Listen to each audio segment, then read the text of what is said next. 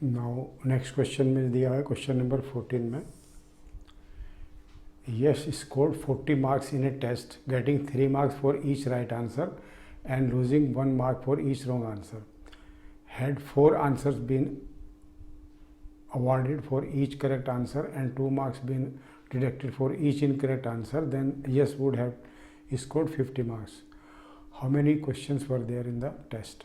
मतलब यहाँ पर एक क्वेश्चन पेपर है, यस ने वो अटैम्प्ट किया, तो उसमें जितने भी उसने सही आंसर दिए और जितने उसने गलत आंसर दिए उसके हिसाब से उसकी मार्किंग हुई है। तो इसमें पूछता है कि कितने टोटल जो है टेस्ट में कितने क्वेश्चन थे। तो टोटल क्वेश्चन जो है हम ये इस हिसाब से लेते हैं उसके कि जो उसके रॉन्ग आंसर थे और जो राइट आंसर थे। तो जो राइट आंसर थे उसके राइट आंसर हम मान लेते हैं x थे उसके, और रॉन्ग जो थे ये y थे। मतलब इतने क्वेश्चन उसने जो राइट किए हैं और x क्वेश्चन और y क्वेश्चन उसने रॉन्ग किए हैं। इसका मतलब अगर टोटल क्वेश्चन देखेंगे हम पेपर में तो x प्लस y हो जाएंगे। तो यहाँ पर क्वेश्चन के हिसाब से अब जो पहली कंडीशन दी हुई है वो दी है कि yes scored 40 marks in a test, getting 3 marks for each right answer and losing 1 mark for each wrong answer। मतलब उसको 40 नंबर मिले हैं, और वो कैसे मिले हैं कि जितने उसने सही आंसर दिए थे उसके एक क्वेश्चन का उसको 3 मार्क लेने हैं, और क्वेश्चन टोटल कितने राइट हैं उसके x हैं। तो इसका मतलब 3x तो मिल गए उसको राइट आंसर के, और लेकिन इसमें से माइनस हो गया है हर एक क्वेश्चन का जो उसने रॉन्ग आंसर दिया है एक एक नंबर।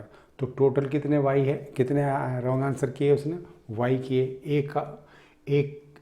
एक नंबर का एक क्वेश्चन का एक नंबर कटा उसका, तो मतलब माइनस y नंबर उसके कट गए हैं। तो इतने मिले और इतने कट गए, तो जो उसको टोटल मार्क्स मिलेंगे इसका मतलब वो 40 मिले। यही इसने यहाँ पे मेंशन किया है। ये एक कंडीशन आ गई। दूसरी कंडीशन क्या है? दूसरी कंडीशन है कि had 4 marks been awarded for each correct answer and 2 marks been deducted for each incorrect answer, then yes would have scored 50 marks। मतलब अगर इसकी बजाय ये होता कि राइट आंसर को तो 4 मार्क्स मिलते, मतलब अगर उसने x आंसर ठीक दिए हैं, x क्वेश्चन ठीक किए हैं, तो 4 इंटू एक्स तो 4x तो हो गए उसके राइट आंसर। लेकिन इसमें से जो y है जो रॉन्ग आंसर पे उसको 2 नंबर कट रहे हैं, तो टोटल कितने कट जाएंगे उसके 2y कट जाएंगे, और ये जो बचेगा उसको वो कितने हैं 50 बचते हैं फिर। मतलब जो इसके सही आंसर में से माइनस के रॉन्ग आंसर करने के बाद में जो नंबर बचे उसके 50 है। तो इस बस यही 2 इक्वेशन दिए, इसमें से टोटल नंबर ऑफ मार्क्स निकालने हैं हमको, मतलब x प्लस वाई निकालने हैं। तो हम यहाँ पे x और y की वैल्यू निकालेंगे। तो यहाँ पे इसको सोल्व कर लेते हैं, ठीक है। इसको सोल्व कर लेते हैं हम, तो ये हो जाएगा हमारा, इसको हम नीचे ले आते हैं,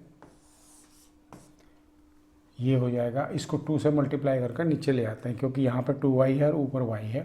तो 2 से मल्टीप्लाई किया तो 6x आ गया, माइनस का 2y आ गया और इक्वल टू 80 हो गया, ठीक है। अब ये इक्वेशन होगी हमारी 2, इसको हमने माइनस किया, ये माइनस ये प्लस ये माइनस, y तो कट गया, तो ये रह जाएगा माइनस का 2x इक्वल टू माइनस का 30, माइनस से माइनस तो x इक्वल टू 30/2। तो x की वैल्यू क्या आ गई 15 आ गई, ठीक है। इसी तरह से अब इसकी वैल्यू को हम यहाँ पे पुट करेंगे, इसमें इस वाले में कर देंगे या किसी में भी नेक्स्ट वाले में भी कर सकते हैं। तो x की वैल्यू 15 करेंगे तो 3 into 15 minus y equal to 40, तो ये हो जाएगा 45 minus y equal to 40, y को उधर ले जाएंगे तो y equal to 45 minus 40, y equal to 5। तो इसका मतलब जो सही आंसर हैं वो कितने हैं 15 है और रॉन्ग आंसर 5 है उसके। तो टोटल कितने हो जाएंगे हमारे 15 प्लस 5 इक्वल टू 20। तो क्वेश्चन पेपर में टोटल 20 क्वेश्चंस थे, और यही हमारा इसका आंसर आया हुआ है। तो इस तरह से ये क्वेश्चन हल हो जाता है। मतलब इक्वेशन बनाने के जो कंडीशंस हैं, जो टाइप ऑफ क्वेश्चंस हैं, वो इस तरह से हमारे सॉल्व होते हैं। इक्वेशन